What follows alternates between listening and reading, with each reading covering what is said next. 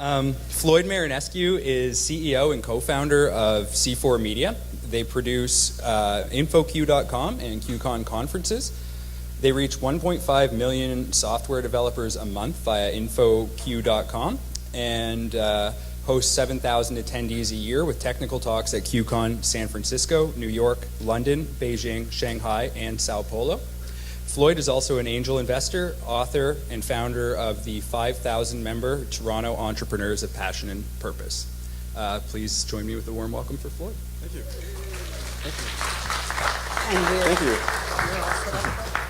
So I go to a lot of business events for my own education, and I think about basic income a lot. So I usually bring up the topic in conversation. And I'm really surprised at how much support there is. And in this talk, I want to provide you some of the arguments that I think will land for the business community, and arguments that you can use yourself, and things that I tend to talk about. I'll be drawing from some questions that I often get, and I'll start from there. So I've already been introduced, but I'm really excited about basic income, and one of the reasons why, before I get into the business stuff, why I'm personally excited about basic income is that, you know, as a young entrepreneur who's done fairly well in the last few years, you know, I want everyone else to have what I have. And I think the real wealth that successful business owners have is actually long-term perspective, absence of fear, well, at least existential fear, sense of safety, you know, hope. And I think this doesn't cost very much. You don't have to have a lot of money to have these things. I think a basic income, a moderate basic income, $1,000 a month, $1,500 a month, something like that could provide this for everyone. And that's a cause worth fighting for, in my opinion. So that said, let's get into some of the actual real business reasons. A basic income, in my view, is a permanent, long-term economic stimulus. We all know that the poor and middle class will spend more in every category for every dollar they have than the rich. So what could be a better pro-business policy than something that will create more customers? We all want more customers. So any business person that is concerned about slightly increasing in taxes, I would ask, well, would you rather have more revenue or moderately higher taxes? I mean, any day I would choose more revenue. That's more sustainability for the business. So it's a permanent stimulus, and it will have huge impacts. There's already been a lot of evidence to show that spending that puts more money in the hands of let's say, the bottom half of society generates multiplier effects in society. The Economic Policy Institute in the United States found that every dollar spent on social assistance programs like food stamps generates $1.60 back in the economy. At the same time, money spent on tax cuts, every dollar spent on tax cuts for wealthy only generates 30 cents. So it's a better investment for long-term growth. Will people work? Another common question that I get. Well, as Guy said this morning, it's already been addressed. There's no evidence of reduction in work. But I want to add one more thing to the discussion, is the venerable bell curve. A lot of students in the room remember this. In any distribution of human behavior on any kind of dimension, there's always going to be outliers on both sides. And I think it's terribly reductionist thinking to say that a policy that could benefit 95% of society, including everyone in this room, is bad because maybe 1% or less might choose not to work. Those people perhaps are not working now anyway. It will cost more to police them than it would to just give them a basic income. So it's more efficient. So this whole work argument is kind of silly given the evidence we have, and certainly the evidence hopefully we will have in the next 2 years based on all the pilots right now. I see basic income as providing something else to the workplace that is really fundamental. Google has done a lot of research that has proven that what makes high-performance teams work, the key ingredient of high-performance teams, is psychological safety. Now, the reference of that study is really about interpersonal safety, but I think the underlying theme of basic income is providing a sense of safety, existential safety, to everyone. And I think that will have impacts in the business community. People feeling more comfortable to be themselves, to take risks, say how they really feel. And this safety net, frankly, is not only for the working poor, it's for everyone. It's even business owners, even wealthy people could lose their shirt one day and know that at least they'll have this.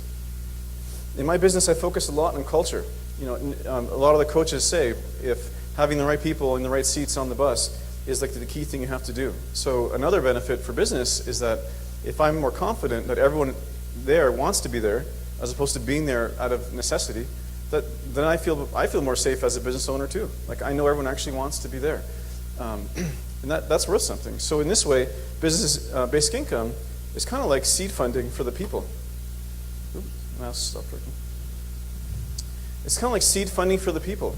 How many people are in jobs today that don't connect to their gifts and talents?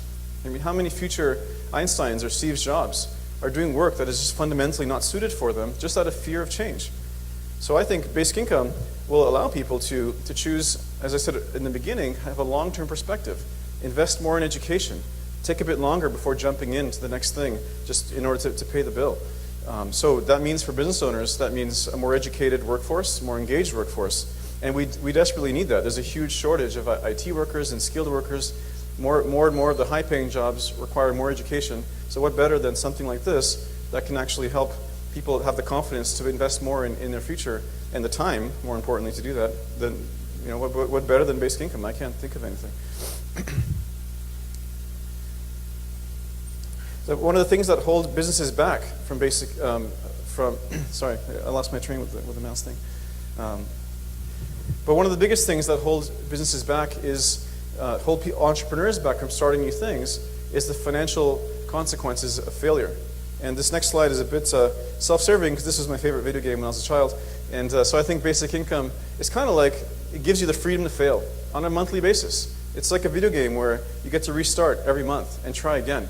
To have that option implanted in our minds is amazing. There are so many people that have great ideas that will not pursue them because they're just worried about how they're going to make the next meal, or worried about just the worst case scenario. Venture capitalist Roy Bahatz says it will subsidize the earliest stages of innovation. It could multiply by many factors the amount of time people spend creating, obviously not only creating businesses, creating lots of things, art, lots of things, but creating. And in the venture capital world, usually someone with an idea stage will get a small angel investment, maybe 10K, 20K, 50K, before they go to the big money. So I see basic income almost as like a systemic-wide seed funding for everyone that could unleash a lot of entrepreneurship and save us from freedom to fail. Mark Zuckerberg himself recently said in a Harvard keynote address that if he had to support his family growing up instead of having time to code, he wouldn't be here today. And one of the things that personally brought me also to the movement is I have a very similar story. So I grew up in a fairly poor house. We shopped at rummage sales when I was a child. Money was a very toxic subject in the family, just family of Eastern European immigrants. And the first chance I had to actually try and assuage that fear, kind of reduce it, the strategy I took was to take my life savings after a small startup to buy an income property. So I gave myself an annuity. It was a bit more than a basic income, but it was enough to actually turn off that fear switch so I could think about what I really wanted to do. And if I didn't have that annuity stream, that basic income, I don't think I might not have started my business. And so that gave me the confidence to quit a high-paying job to follow my passion and do what I'm doing now. So for the rest of the talk, I'd like to go over some mega trends that are pointing to a scary situation for the economy, both the Canadian and the global economy. Frankly, it's already happening. And I think it's really about the long-term sustainability of business. And the first one is inequality, which at the end of the day, in my opinion, amounts to a reduced revenue potential for businesses, reduced growth potential, especially the way it's going, at least in a business context. Obviously, it means much worse than that. Automation, globalization, I'm going to touch upon these, the changing nature of work. So I want to introduce some of these concepts and how basic income, I think, is a solution. So this graph shows between 1960 and 2016, the changing income earnings potential of the bottom 50% in the US and the top 1%. The trend line for Canada and UK is almost identical. But it's really scary, because what we see is in 1971, the bottom 50% earning well over 20% of total national earnings, the top 1% earning as low as 11% of national earnings, and you see a multi-decade trend going downwards. So I say to business owners, you see that green line? Those are your customers. I mean, that's your revenue potential for the growth of your business. It's going in the wrong direction, unless you're selling yachts or like mansions or something. It's going in the wrong direction. And it's a multi-decade phenomenon. This is not something that can have a quick fix. Imagine how much larger the economy would already be today if this had not been the case. Recently, it was calculated that over $1 trillion a year that used to go to wages now goes to shareholders and executives or owners of IP. So that's money that's no longer in circulation in the economy. That's very serious. So what could be more pro-capitalist than trying to reverse this trend? I don't think the economy can really work if there aren't enough buyers, and I'll get more into that later. This is another supporting trend from the book Capital in the 21st Century by Thomas Piketty. He observed that when R, which is the rate of return to capital, meaning basically the money you get back owning things, almost you can think of it simply as maybe interest rate, is greater than the growth of output. So in other words, the money you'll make back if you invest in things, then that tends to lead to massive inequality, because people with money are just hoarding it, not spending it, not investing it.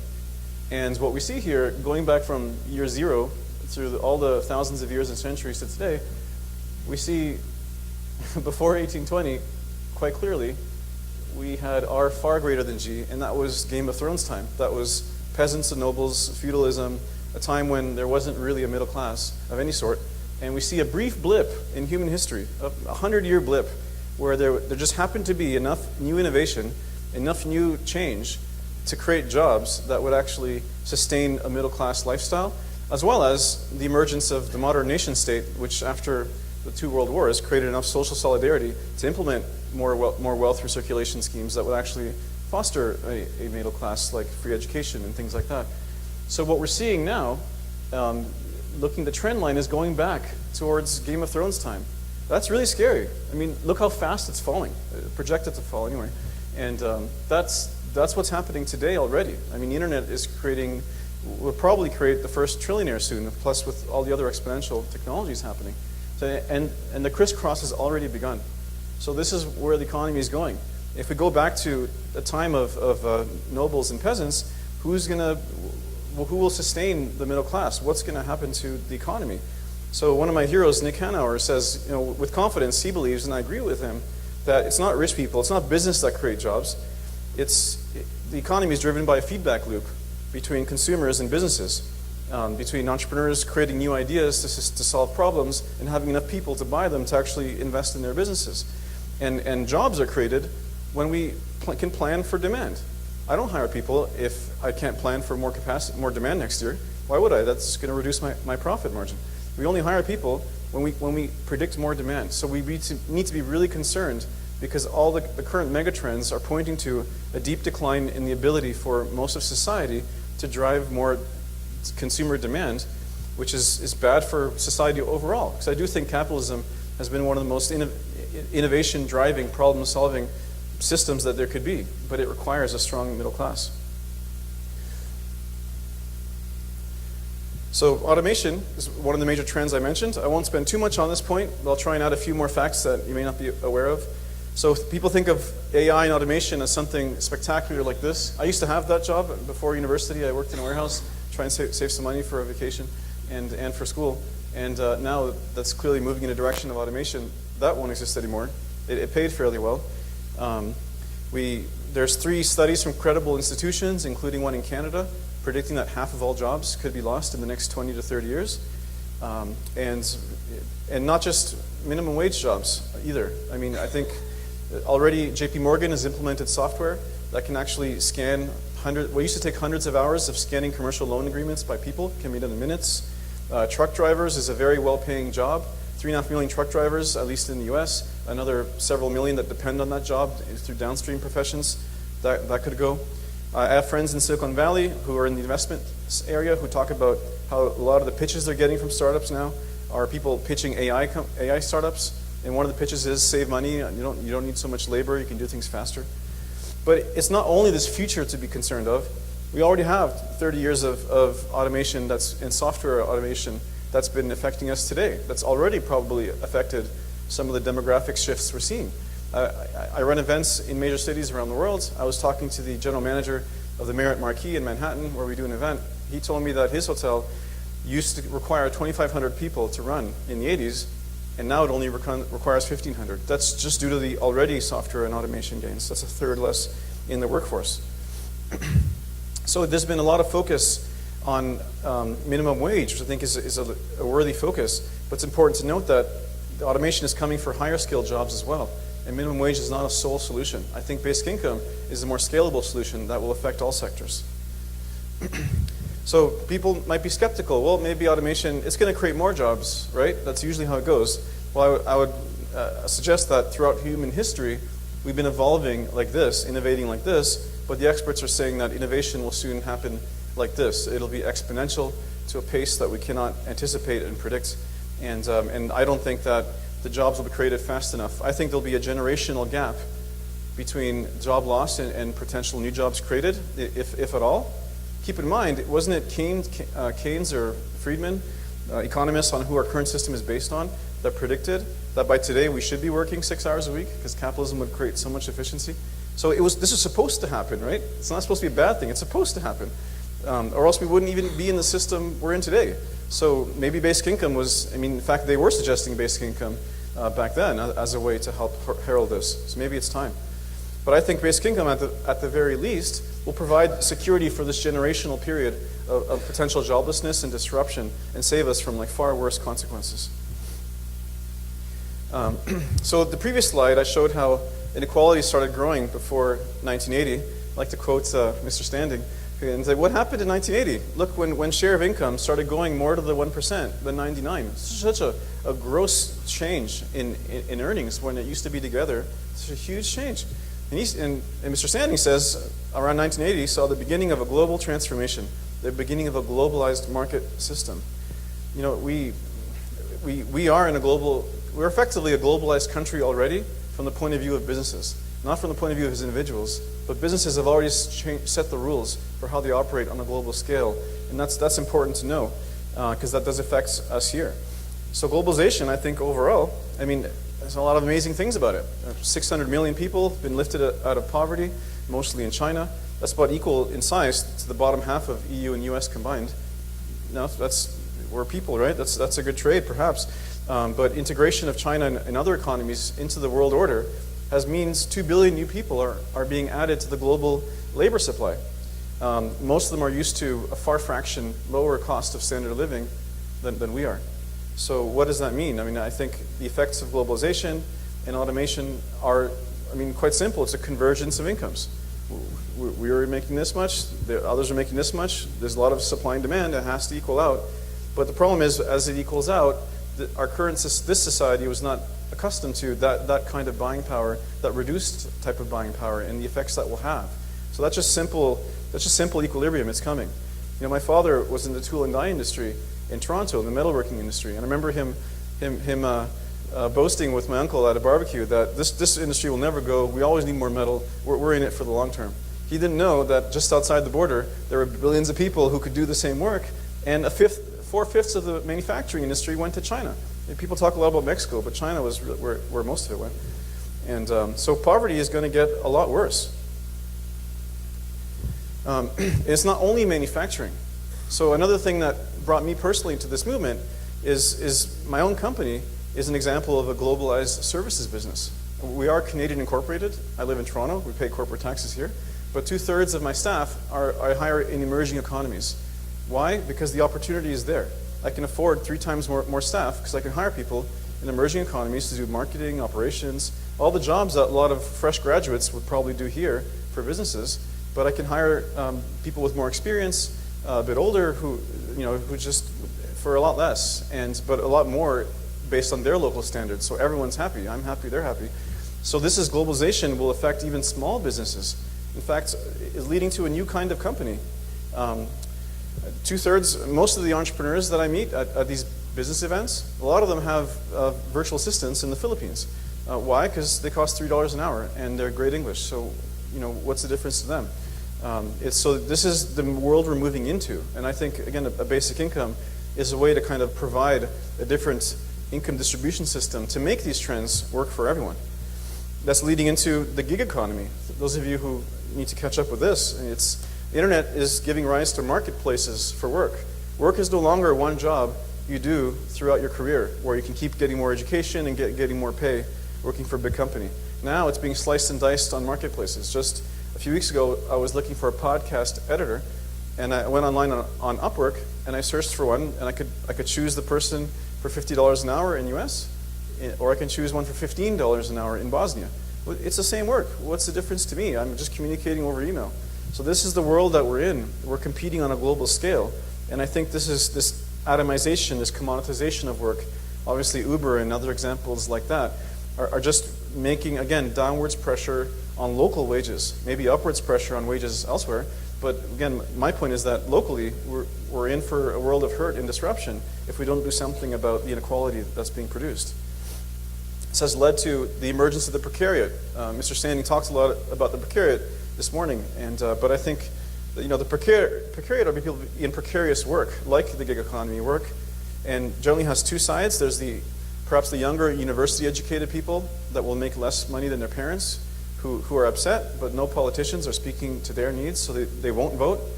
They don't really see options. And then there's the older working class, the older classic proletariat that are now displaced, who are angry, and who will vote for populists, which is terrible, and we've already seen that start to happen. So more and more of our labor is going to knowledge work, which, as I mentioned, is going to face even more competition. So people have the right to be angry, because if you look at the trends, we see here, again, the difference between productivity and wage learning. Now, productivity it's kind of a dirty word when economists use it. It doesn't mean people are more productive. It actually means more is being produced cheaper, whether it's by machines or by people in other countries. So it's kind of strange saying productivity. It sounds like a good thing. Maybe it should be cheapativity or something. I don't know. And but productivity is already outpacing payrolls, and we can see that for 40 years, most of the society is not doing better. Meanwhile, the owners of the productivity, the 1%, are doing extremely well, and what I've shown on previous slides. And the scary thing is that it's probably going to get worse. This is my interpretation of what a lot of experts are saying. So if I extract this out, we see AI, artificial intelligence, exponential technologies, creating exponential gains to how things are produced. So we see productivity shooting upwards, but that will be matched with probably declining wage labor. Optimistically, maybe we'll create new jobs to replace it, the blue line. Most likely the red line will keep going down. And again, this is what, I forgot if it was Friedman or Keynes, said was supposed to happen. We're supposed to work maybe six hours or so a week if capitalism had reached its course. So it's happening. But that also means declining buying power and declining standard of living, which is, again, what's going to happen to the system. And I also find very strange, but, oh wow, it went that long? No. I also find it very unusual that a lot of people who still insist on full employment and have all this morality around work, their ideas seem to be based on this time frame when one person could feed their whole family on a single blue-collar job. It's just not the case anymore. So all those people are really old-fashioned in their thinking. They don't know what's going on. So if nothing changes, we're going to be headed towards a feudalist economy. I mean, it's just math. You can see the trend lines. And in feudalism, this is a return to what I said earlier, a return to what we had for most of human history, which is, extremely rich and everyone else on subsistence living if they're lucky. And that's not good for business. Our current business norms are not based on that reality. Or even worse, the only thing that tends to reverse inequality, this much inequality, is massive violent upheaval. Warfare, state collapse, catastrophic epidemics. I mean, this is realistic. We saw the rise of the Occupy movement. We saw the unexpected election results recently. So disruptions like this are obviously bad for business. Businesses can't thrive in uncertain times. They need predictability.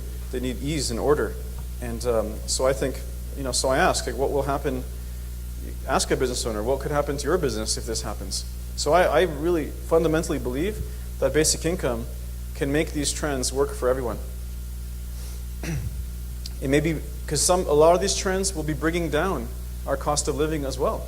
What happens when you can buy $5 3D printed meat, and when you can buy a car for $5,000? That's pretty good because it was made with modern processes. I mean, cost of living will come down. Basic income will go a lot further in terms of what it can buy than we can really imagine with today's norms. And I think it'll work for everyone. So let's embrace these trends, which are making things efficient, making it easy to start businesses, making it easy to get wealthy. But we have to recirculate that in a moderate way so that it works for everyone, or else we're all headed for a world of pain.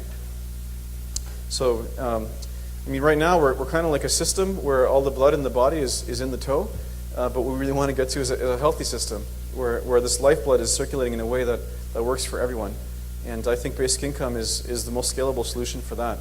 So, we're nearing an end, but imagine if even without the trends I've mentioned, forget all that was ever even true, how much bigger would the economy be today if we had implemented a basic income in the 1940s and still had it? How much larger would our GDP be? How much better off would everyone be? How awesome would it be to be able to be successful in business and know that everyone else is also okay? This is an opportunity for business.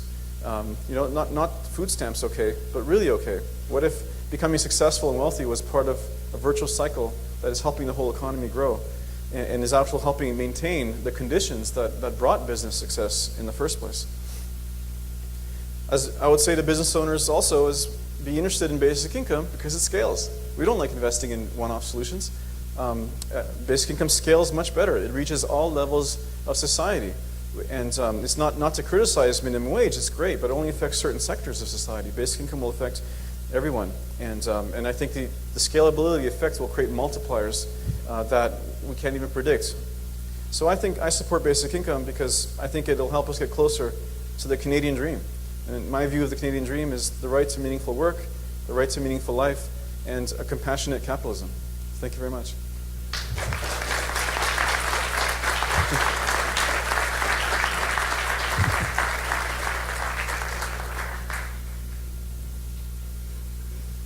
Thank you very much, Floyd. Are there responses or questions for Floyd? Yes, I do have a question. You put a lot of emphasis on the purchasing power, helping your company because we've increased the purchasing power of the people. Now, what is your answer to the result that purchasing power is used to buy goods and services produced outside of Canada, and how do you propose that we correct that imbalance of purchasing all of your surplus purchasing power on imported goods when Canada doesn't produce those goods to make that purchasing power? Well, I'm not a macroeconomist, but quite simply, I see basic income as creating that ongoing stimulus, that ongoing circulation to enable a reasonable standard of living and a reasonable participation in society. Have enough to participate and not to be left to destitution. I'm not sure if that answered your question. But unless we control foreign exchange completely, if we just leave it to open market and open purchasing, and people are purchasing everything from foreign sources, do you propose that we control that by foreign exchange controls, or what? No, I don't propose tariffs and exchange controls. I think consumption tax, which we already have, has a hidden benefit most people don't think about. The profit margin of any business selling a good is usually pretty low, especially if it's consumer goods. But if you add a 15% HST or 16 like we have in Ontario, that's a huge margin that those businesses aren't getting, but the Canadian government is getting, which is for our benefit. So I think a combination of consumption taxes can help to make globalization work from a pure financial perspective, which I think is what you're saying. And then, frankly, one day if we have a globalized basic income, maybe we'll have one budget for the whole planet, and then these things won't matter so much. I think we could debate this quite a bit further. Yeah, and you obviously know more about economics than I do, so thank you. We have a question over here first, Terry, if you don't mind, and then we'll move to you. This is actually as a response to the previous question. An earlier talk discussed the fact that a basic income, that money typically is spent locally. People getting their hair cut, they're fixing their house, whatever. So it would disproportionately benefit the local economy. High income earners are the ones bringing in expensive imported cars, etc. So it would actually likely reverse that trend. Thank you. I'll include that in my toolbox. Okay. Terry, please. Thank you for coming all the way from Toronto for the presentation. My comment is that while I heartily believe in this concept, I am a little afraid about if people have more money to consume, how is that going to be sustainable for the Earth's resources? Not that, I don't expect you to have that particular answer, but I think it's something that we all need to reflect on, that we have to find other ways of fulfilling the Canadian dream, the American dream, other than through buying stuff. Well, for brevity, I left out more of the social messages I have, because the title of the talk was business. And but I believe that if we reduce the amount of fear in society, we'll encourage more long-term thinking. We'll encourage more educated votes. We'll encourage more educated decisions. And it's not going to be this consume to get over your anxiety culture that is being promoted, right? So I think it's, again, I tie it all to fear. You can either come from fear or love, and having security leads you away from fear. Love that. Thank you.